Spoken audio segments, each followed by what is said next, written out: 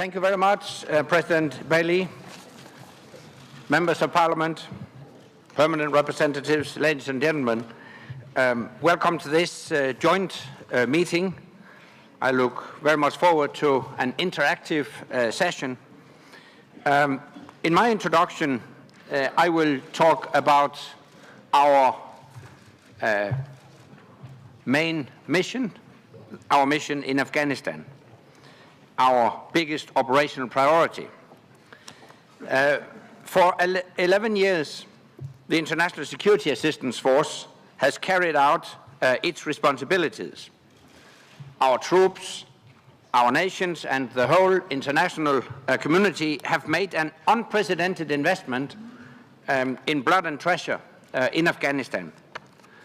So I want to answer the question that we all face as politicians. Have our efforts been worth the cost?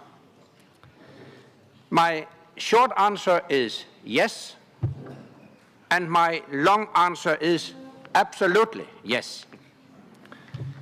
Remember, in 2001, Afghanistan was used as a launching pad by international terrorists to a devastating effect. That launching pad is no more, and the threat to our nations has been reduced. So we have made real and tangible progress. NATO's job is not to build a perfect state.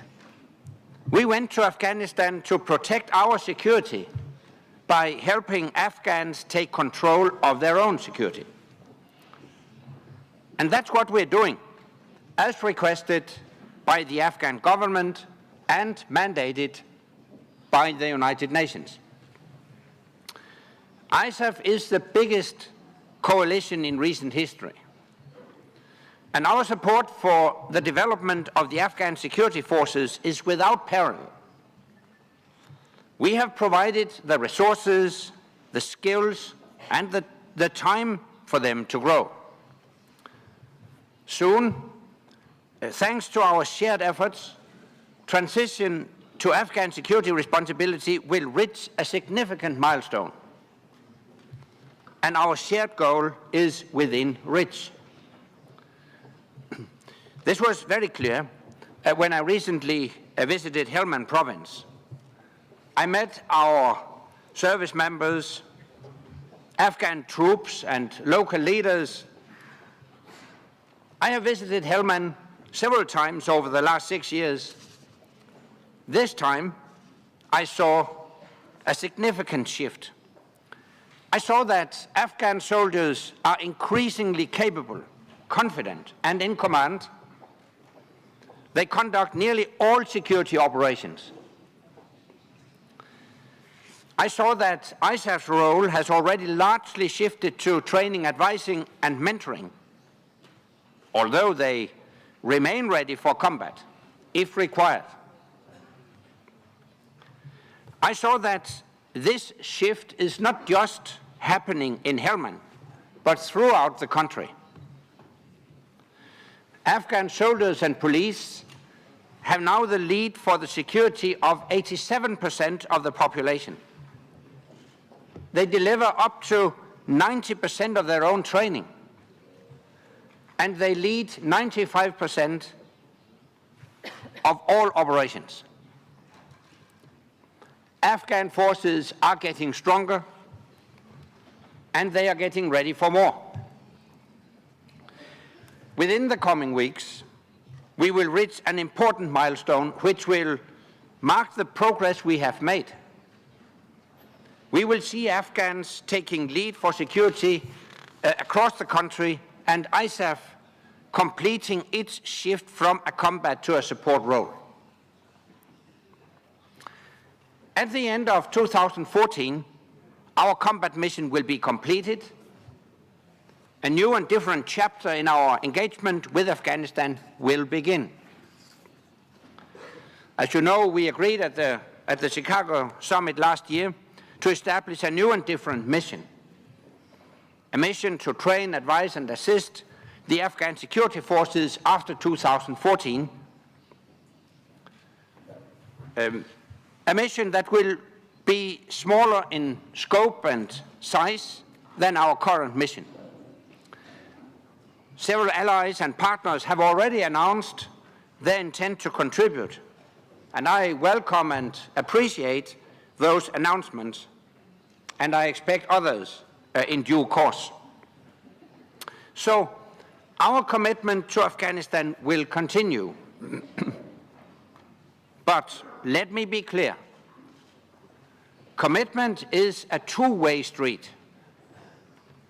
The government of Afghanistan has made commitments to hold credible elections, to fight corruption, to improve governance,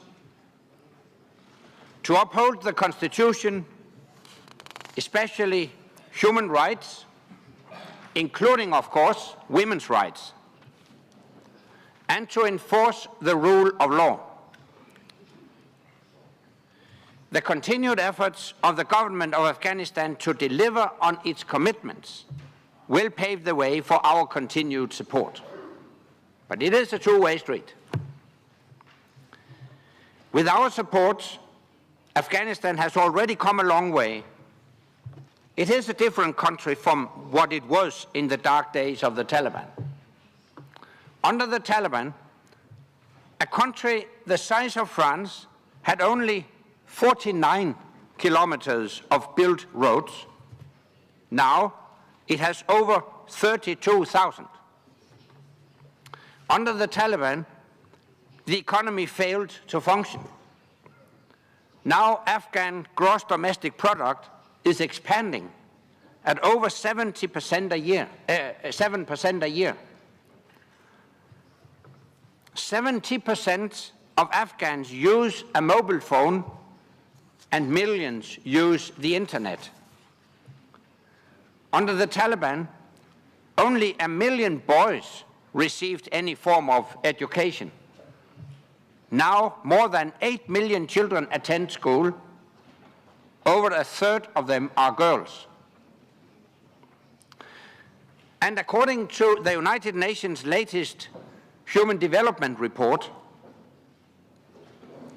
during the last 12 years, Afghanistan achieved the fastest growth in South Asia in the combined areas of health, education, and living standards.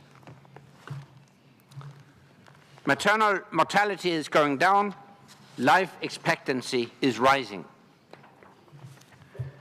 All this matters because Afghanistan is going not just through a security transition, but also an economic and a political transition.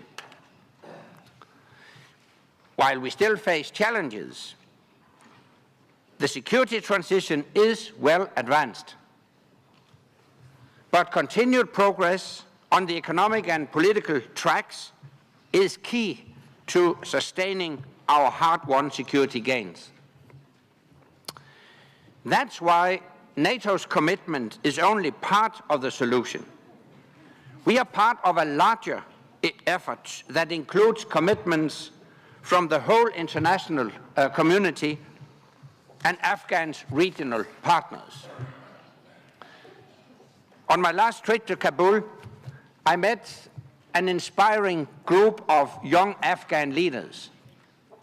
These men and women represent the new Afghanistan.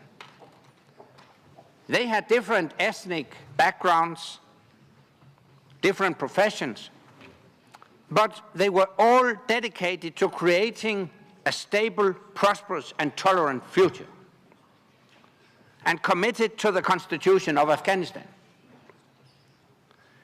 They told me, Afghanistan is our country, it is our responsibility. They showed me that a new Afghan generation is ready to shape its own future.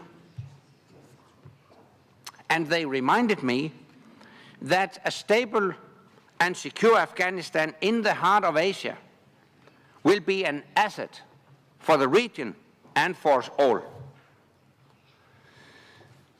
All this has been achieved at a great cost. We owe a huge debt of thanks to the brave troops of all the 50 countries who are part of ISAF, and to their families and loved ones. Their sacrifices and their efforts have not been in vain.